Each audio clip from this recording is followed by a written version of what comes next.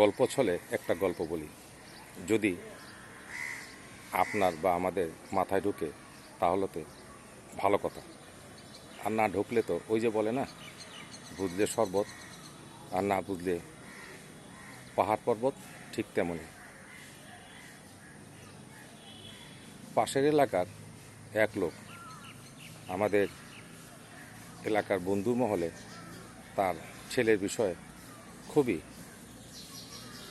প্রশংসামূলক কথা বলে, এমনকি তার ছেলেরা তার কথার বাহিরে চলে না, চলার চেষ্টা করে না, তার সব কথা শুনে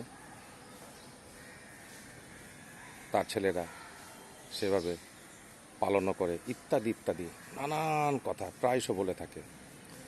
তো যাই হোক, কোনো একদিন পাড়ার এক মেয়ের বিয়ের নিমন্ত্রণপত্র নিয়ে এক অভিভাবক সহ এলাকার 2-3 জন, সেই 3 জনে আমি একজন, সেই পাশের এলাকার পঞ্চমুখী পিতাকে নিমন্ত্রণ জানাতে তার বাসায় গেলাম।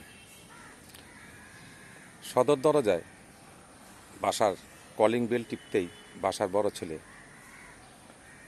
দরজা খুলে কি বিষয়, কেন আসছেন, ইত্যাদি ইত্যাদি জেরা করে তারপর সব শুনে ড্রয়িং রুমে আমাদের বসতে দিয়ে তার বাবাকে বাবা বাবা বলে ডাকতে ডাকতে ভিতরে চলে গেল। পঞ্চমুখী বাবাটা আমাদের দেখে বাসার কাজের ছেলেকে চা নাস্তা দেওয়ার কথা বললেন, নানান বিষয়ে গল্প করতে লাগলেন। চা নাস্তা খাবার ফাঁকে ফাঁকে বাড়ির মেজ ছেলেটা মাঞ্জা মেরে বাসা থেকে বাইর হওয়ার সময় তার বাবা ছেলেটিকে বলল, এই যাক নাম বললাম না, বাবা এক গ্লাস পানি দিয়ে যা। ছেলেটি পানি দেবার কথা শুনে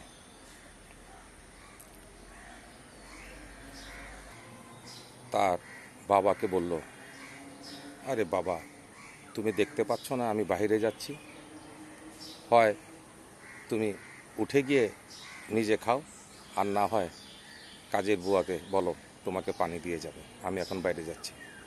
আমি ছেলেটার কথার উত্তর দেবার ঢং দেখে মনে মনে ভাবছিলাম, এমন করে যদি আমার ছেলে মেহমানদের সামনে এমন রংচটা কথা বলতো, তাহলে বোধহয় নগদেই আমি ছেলের মাথা পাঠিয়ে হাসপাতাল পাঠিয়ে দিতাম। অথচ সেই পঞ্চমুখী পিতাটা নীরবে ঘরের ভিতর গিয়ে পানি খেয়ে আবার মনমরা মলিন চেহারায় কিছু হয়নি এমন ভাব নিয়ে আমাদের সাথে এসে বসে গল্প করা শুরু করে দিল।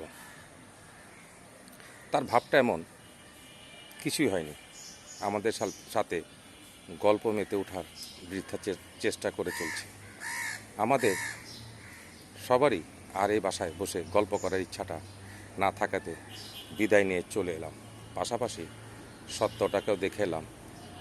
রাতে আড্ডা দেবার সময় এক বন্ধু সেই পঞ্চমুখী অহংকারী পিতার অসহায়ত্বর কথা তোলায় আমি তাকে থামিয়ে দিয়ে বললাম, শোন বেটা, উনি যেমন করে বলেন ঠিক ততটা তার ছেলেরা না। যদি ছেলেরা বাবাকে মেনেই থাকে তাহলে তার কথাকেও মানতেই হবে, মানতে বাধ্য।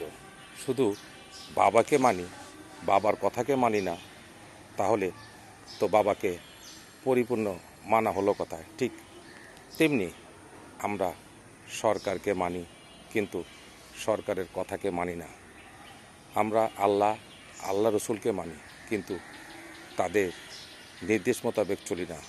তার অর্থ দ্বারায় আমরা পরিপূর্ণভাবে কিছুই মানি না, করিও না। ভাবটা এমন, আমি যেটা বুঝি তার উপরে অন্য কোনো বুঝি নাই। বাবাকে মানতে হলে বাবার আদেশ নিষেধ মানতে হবে, একটা কথা বাদ দিয়ে অন্য কিছু মানা মানে বাবাকে পরিপূর্ণ না মানার শামিল। সবাই ভালো থেকো, মা বাবার আদেশ পালন করো।